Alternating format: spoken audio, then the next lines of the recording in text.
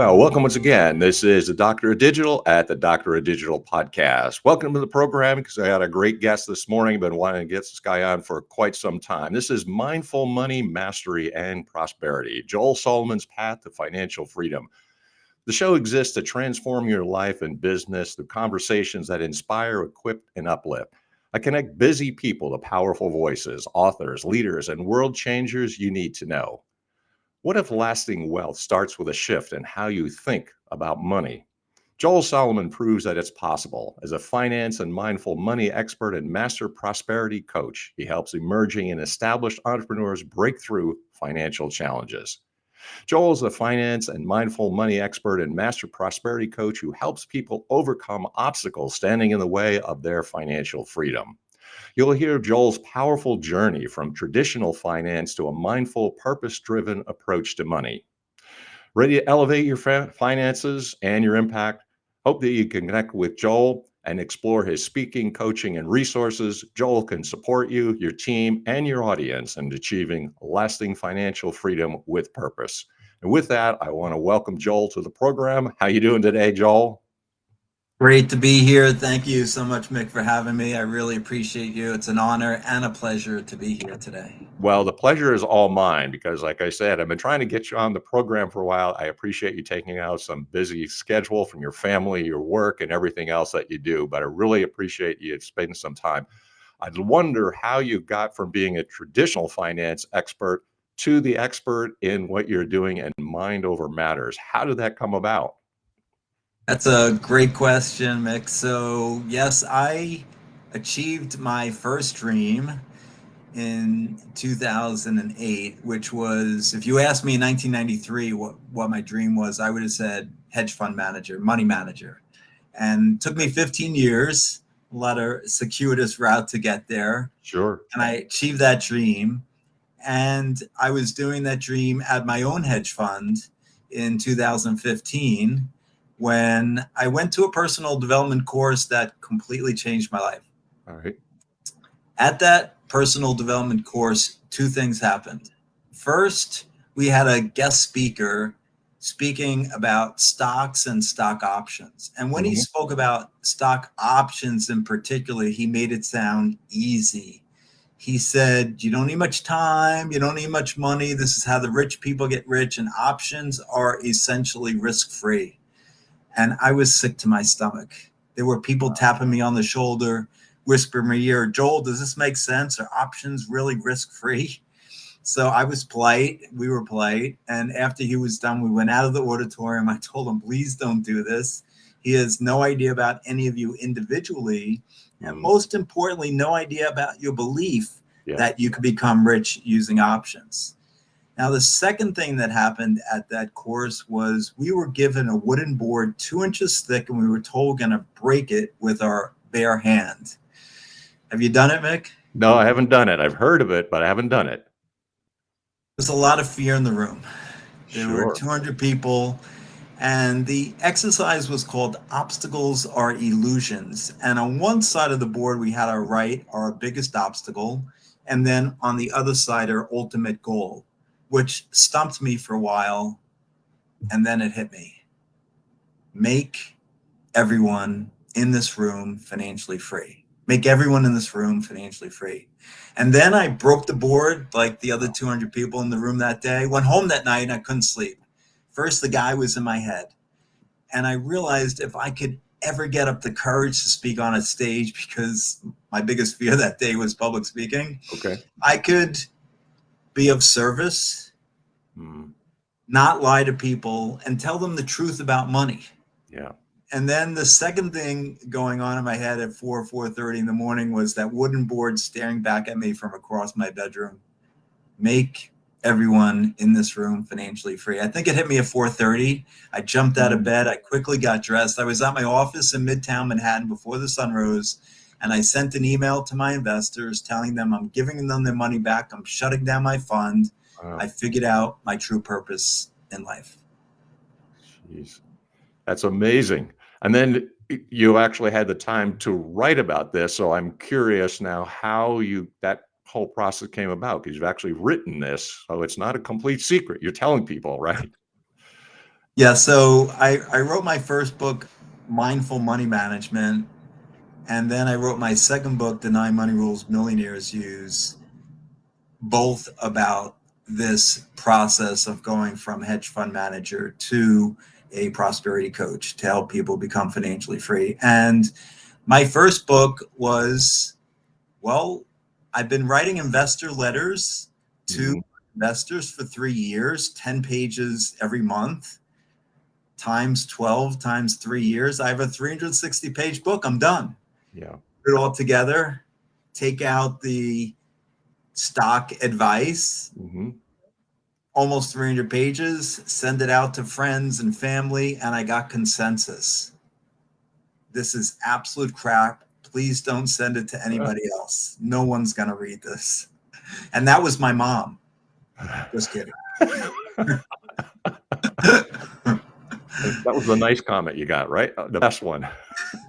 So I did get some comments from a best-selling author who suggested I take out the investor letters, because what I had done is I'd written about a paragraph or a page in front of each month about what was going on in my life during that month. And she said, that page for each month is really good. Hmm. I was like, but the book is the investor letters. She said, look, put it in the appendix and write more. And think about it for about 3 weeks. Just put it aside, just mull it over. So I did that. I came back to it and I said, she's right and everyone else is right. This is not what people want to hear. And so I started rewriting in the summer of 2017 my memoir of a hedge fund manager, and put together a lot of lessons learned from my experience as a professional money manager at Citigroup and then having my own fund. I managed at the peak 700 million at Citi. I managed money in 2008. You may remember the market was Yep. down Sure. 40% that year. I made money that year. Okay. And so I went through all the lessons learned, how to deal with the emotions, what happy habits I created for myself, and gratitude, and all these other ideas that were I learned as a professional investor. And when I sent it back to my friend who is the best-selling author, she said, "Okay, you're getting close, but I would just eliminate the investor letters from the appendix. Don't refer to them. It doesn't need to be in the book. Just say you have them on your website." And so that's what I did. And the book became Mindful Money Management, Memoirs of a Hedge Fund Manager, my first book. And as probably most first time authors, I was hesitant to completely open the kimono, as it were. Yep. And Understood. so I held some stuff back because I was fearful about what people might say if I was completely open and honest Mhm. about my experiences and my failures and lessons learned. And so after finishing Mindful Money Management and getting feedback, this would be really great if you put together a rule book, because I hear some rules throughout this book. And so I decided I'd write a rule book based on the first book and completely open the kimono and completely give specific rules and techniques to work on your mindset and also to invest your money. And so that became the nine money rules millionaires use, only the unconventional ones, which came out in September 2019. And curiously, people are interested. They're curious, like, when do you write? So you have a business, you're doing things, you have a family, you have all those things. So when do you find time to do this? Some people write in the mornings, some at night, some in the evenings, weekends. What was your process? A great question. For mindful money management, I was focused on the book. And so I just wrote whenever I had time. So it could have been morning, could have been afternoon, evening, could have been late at night if I couldn't sleep and I jumped, had an idea Mhm. when I, woke up in the middle of the night, oh, I got to get this on paper. The second book, I had my business up and running. I had coaching clients, I had family obligations. And so I specifically blocked out in my calendar 1 to 2 hours every morning. And that I didn't put anything else on my calendar except book Mhm. writing. That was I actually finished writing the Nine Money Rules Millionaires Use in early 2019. And it took a while publishing and marketing, getting that all lined up to get it out in September 2019. And then my last book, Infinite Love and Money, which I'm actually working on my fourth book right now, but Infinite Love and Money, which was co-authored by Molly Singh. And the purpose of that book was to end divorce caused by money. She's a Oh, relationship coach. So we came together to write this book. And that book also, I spent mornings writing. okay. And there's a lot of people who say when you have this key insight about it's our mind over our money, and our mind gets in the way. I'm really curious about the content of the book and how do you assist people? So in other words, how is this not snake oil, right? That there are people who have experienced trauma. You have a great example there, someone who's gone through divorce. So they're traumatic experiences, they're melancholy, they're depressed. So how does a person and what tips can you give for a person in those situations? I completely agree with you. People are their own worst enemies, Mhm. and your thoughts can really impact you. And so, rule number one in the Nine Money Rules Millionaires Use is when you believe. And a belief is just a thought you keep on thinking. Right. And I will say, in general, there are no truths; they're only beliefs, and they may be empowering or they may be limiting. And so I have my clients or prospective clients fill out a financial freedom survey where they write down if they agree or disagree with certain beliefs about money. Hmm. Do you believe you have to work really, really hard to be rich and successful? Do you Okay. believe you can be spiritual and rich? Hmm. Do you believe rich people are criminals? I've literally had people check that box, rich people are criminals. Well, Yeah. if you believe that all rich people are criminals and you want to be rich, you're creating this Guess what? resistance. It's not happening Yeah. because you believe you're a good soul and you Mm. don't believe you're a criminal. So you're creating this limiting belief.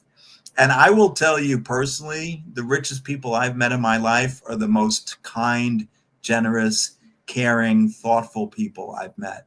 And so you can create your own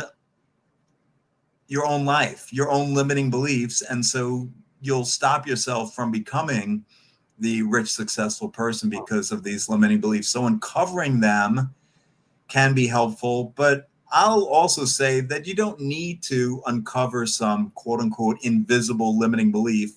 Just institute empowering beliefs. Like I can work smarter and become rich and successful, as opposed to have to work really, really hard to be rich and successful. So flipping things, like I know a lot of people who are very spiritual and very rich, Okay. right? So flipping the beliefs can help you to instill new beliefs. Another powerful technique I teach my clients is acting as if. Acting as if what you want to happen has already happened. Hmm. So, what would you do if one of your dreams is to go on a vacation to the island of Maldives? Now, you don't have to spend any money. You could Hmm. go online and check the best time of year to go. You could check out what the flights are, how many frequent flyer miles do you need to get there? Hmm. What is one of the resorts that you might want to go to? There's probably 50 of them. Which one would, check them out? So Mhm. you're acting as if you're about to go, and your subconscious mind is saying, okay, this is about to happen. And so I'll put things and circumstances and people in place to have this actually come into creation. So acting as if is a really powerful technique, and you don't have to spend a lot of money doing it. That's right. And none. None. Right. So it is mind over matter, mind over money. So Yes. what you're saying is the limiting beliefs are true, that sometimes they're clashing and people they tend to work really hard, but they're working hard because their mind is not in line with what they're actually striving to get. Absolutely. And I teach systems and processes for spiritual entrepreneurs who are not making $20,000 or $30,000 a month. And I also teach stock investing for people who want to learn my 5-step proprietary stock screen that I used in my before I became a hedge fund manager, since and during, and which have generated really strong returns for my clients. But before I teach systems and processes, I teach mindset. Because if you don't have the right mindset going in, you're going to be selling when you should be buying, or you're going to be doubting yourself in your business. And so getting that mindset up to a level where you believe in your business, you wholeheartedly believe in the stock that you're investing in. And no one ever talks about this. What's your belief level before you make an investment? And by the way, if you're already invested in stocks or real estate or crypto, write down your level of belief from 1 to 10. 10 is absolute faith. I know I'm going to make money. And 1 is massive doubt. Oh my God, like there's no way I'm going to ever make money in this investment. And if you're not a 7, 8, 9, or 10, don't go there, because you're going to be selling when you should be buying and buying when you should be selling. So mindset is critical, and belief is critical to every investment and your business. And so check yourself every day, every week. What's your belief level that my business can make 20 or 30 or 40,000 a month? And if it's not there, well, come to me. I'll help you with your mindset. I give everybody 30 minutes free of prosperity coaching. Come to me, 30 minutes free. I'll send you back with a different mindset, and you can start making those amounts of money. Is there, you just mentioned a number of different areas and people go back and forth on these all the time, whether I should invest in crypto or real estate or stocks or what have you. Are you saying you're kind of agnostic on those things? So it just depends on that person's belief system in a particular vehicle or medium? Absolutely. That's the exact opposite of what I'm doing compared to that guy who stood up on stage and said stock options are the only way to get rich. Because I truly believe that everyone's an individual and everyone has certain beliefs. And if I truly believe you can become rich hundreds of different ways, it depends on you. And so just because I love picking stocks and I enjoy investing in the stock market doesn't mean you do, and doesn't mean you enjoy learning my process. And so I'm not going to teach it to you if you have no interest. If you want to learn about real estate, the last chapter in the 9 Money Rules Millionaires use is all about real estate. If you want to learn about crypto, I have a program for that. If you want to learn how to get your business to the next level, I'll teach you that, because I believe that everyone's an individual. And if you're passionate, by the way, my upcoming book, written with a purpose coach, is called Your Path to Purpose and Prosperity. Your Path to Purpose and Prosperity. So if you're on purpose, I believe you're going to be prosperous. So if you're excited and interested and passionate about this particular investment or your business, that's where you're going to make more money. Hmm. So yeah, it really doesn't matter then to you, because you're really saying it depends. Because you can go back and forth on, say, crypto, because it's controversial area. People, love it or hate it or fear it, but it really doesn't matter. It's more a matter of what a person is comfortable with and what they actually believe in regards to those things. Yeah, I'll give you a quick example. 2 guys bought Bitcoin November 27, 2017. The first guy, he's done his research, he's read the white papers, he absolutely has absolute faith. If you asked him on a scale of 1 to 10 what his belief level is, 10 absolute faith, he's a 10. Second guy buys one Bitcoin same day, November 27, 2017. He'd gotten a tip from a buddy of his who said, dude, you got to get involved. It's going higher. It's going higher. Get Right. involved. And he said, seems risky. It seems speculative. Okay, I'll do it. He's a one, massive doubt. 3 days later, the first guy, 3 days later, Bitcoin's at $10,000, up 25%. The first guy says, see, I told you I was going to make money in Bitcoin. The second guy says, I hope it doesn't go back down. And 3 days later, it's back down at 8,000. And the first guy says, this is the best buying opportunity out there. And he buys more. The second guy, he sells. He is so grateful he didn't lose any money on Bitcoin. 3 weeks later, Bitcoin's at its all-time high, $19,500. Up to that time, $19,500 all-time high. The first guy's made 250% on his money in less than 1 month. Yeah. So what's your belief level? The first guy was a 10. The second guy is a 1. The first guy made 250%. The first guy made 0. They both bought the same day. And so writing down your level of belief is critical. And you're going to make or lose money, I believe, based on your belief level. Now, the investment has to be a good investment, of course, as well. But two people can buy the same investment at the same time. One make a ton of money, one lose money, or not make anything. Yeah. So it really is. It's the mind over the money, so to speak, mind over matter. So it really does come back to, you had mentioned a couple of times, it's sometimes spiritual, right? Because it's a belief system. And spiritual people sometimes, like you say, they kind of think, oh, okay, maybe rich people are criminals or there's something bad about money. And so that's a limiting belief that they have, and they're introducing it into, unfortunately, their thought process. And then creating it for themselves. So they, these spiritual people, like I fully believe that everyone came here to be prosperous.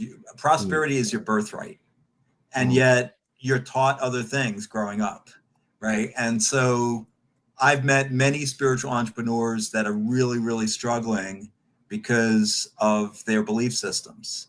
And they don't even know that they're doing it to themselves.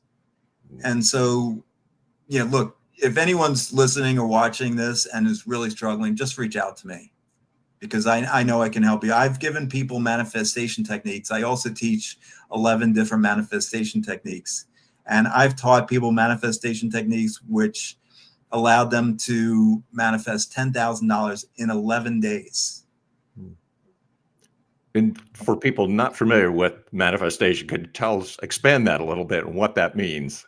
So money manifestation, how I define it is it's a surprise amount of money that comes in that you weren't expecting. It's not like I'm calling this client week after week after week and then they sign up for a program. I talked to this client 3 years ago, and for whatever reason, they decided to call me back, 3 years later and say, hey, Joel, I'm ready now. I'm signing up.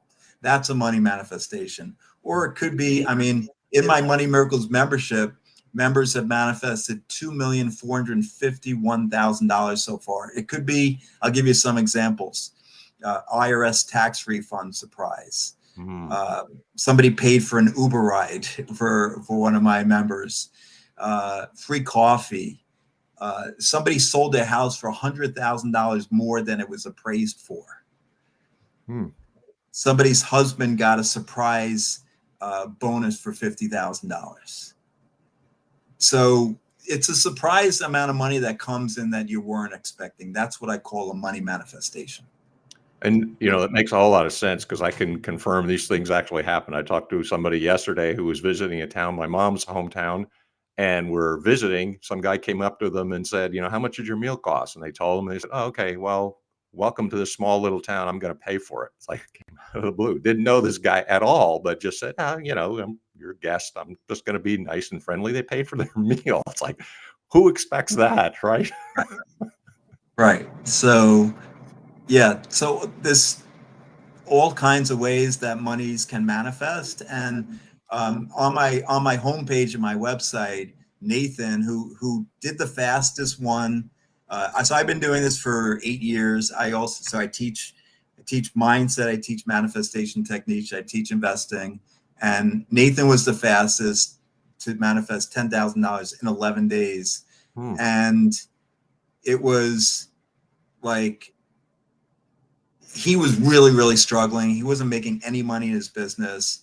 And I gave him this technique to do every day, 3 times a day for 30 days.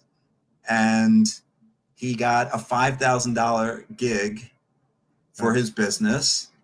He had, he got a, he was looking to do some house sitting, and he got a house sitting gig. So he didn't have to pay. So that wasn't cash in, but it was still money Yeah, manifestation. He didn't have to pay rent for a month. sure. And then a friend sent him $800, and he got this MoneyGram for $1,180. So he listed all the things that came in 11 days. Just blew my mind. I'm like, dude, that's just amazing. Yeah, it's awesome. One other question a lot of authors and potential authors have is this whole process of publishing. And could you just walk us through the differences between what you think could be an option, the traditional publishing, hybrid, self-publishing, and what are the pros and cons, and what did you decide to do and why? Yeah, I self-published all my books, and I did it for a few reasons. One is I I wanted control of the process. Yeah, I wanted to decide how I wanted to market the book once it was published. And I also realized that I'd get a higher percentage of the revenues right, of of publishing, because if you go to a publishing company, they're generally taking 95 to 99% right. of the revenues. Whereas if you go to self publish, you're getting, depending on the platform, 40 to 70% of the revenues. Hmm. So, or 30 to 70% of the revenues. And so those were the reasons why I decided to self publish. And the cost to self-publish has come down dramatically, even since I first self-published Right. my first book in 2018. So I tell people who are interested in writing a book, just write this. The cost right now is, it could be under $1,000. If you don't do an audio book, you could spend less than 1,000 US dollars to write a book, which is just amazing, right? Yeah. So and then if you do the Audible, which I've done for my second and third books, I have a buddy of mine who has a studio, and so he gives me a cut rate. So even, it's a couple of $1,000s more.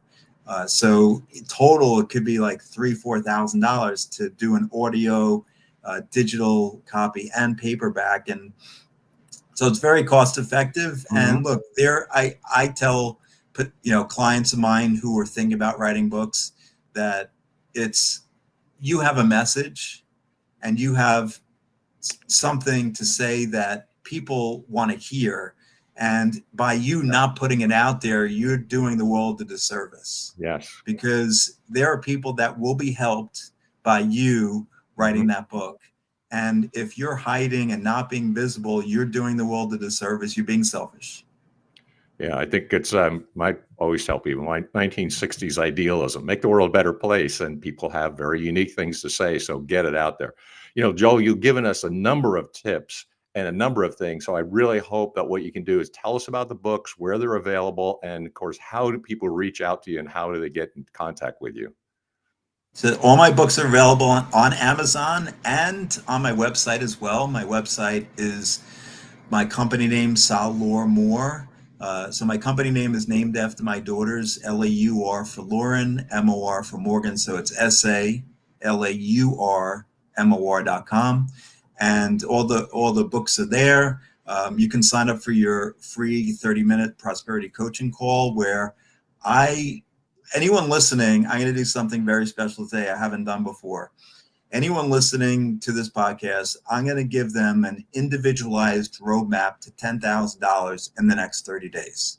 Just mention Dr. Digital, and I'll do that for you. So, and then I also have my free weekly email. You can sign up for that on my website. And in that weekly email, I give a money tip. I give a powerful affirmation to use for money generation. I talk about my past and upcoming events, where I'm speaking. I give a highlight of a member of my network each week, and then I also do book notes. So I read a book a week, and I do audio and written notes of the book I read that week in that weekly email. And this is why, for the audience, why it was so difficult to get Joel on, because he is so active and he's so involved that he does so many things. But Joel, thank you very, very much for taking some time out. I really appreciate you do have this groundbreaking ideas and belief system that can help lots of people. So I really appreciate what it is that you're doing and being a guest on the program. Thank you very, very much. Thank you for having me. I appreciate you. You bet. So I hope you've learned things, because I certainly did. And I was hoping to get Joel on for some time. If you want to create a book and you've got an idea, absolutely create a valued book in 90 days. And, if you want to know more about me and what I do, I will help people get published. I want to thank the publishers of a couple volumes, that's Burning America and also On Trackery and Hunter, for their program and their support of what I do. Connect with me on G. McSmith, the Doctor of Digital, at LinkedIn. Be glad to help you out. Until next time, I'm going to have another exciting episode just as good as Joel, because he's got a lot to share. Until next time, this is the Doctor of Digital signing off. Deus Volt.